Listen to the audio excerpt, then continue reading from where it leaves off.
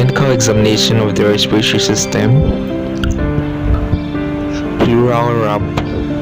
So this is a coarse creaking sound said to be produced by the irregular movements of the visceral and parietal pleura on each other when the surfaces are inflamed.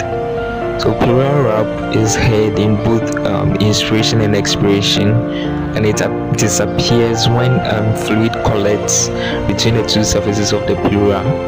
So pleural rap is heard in acute infection, chronic inflammation, pulmonary infection, or even pleural trauma.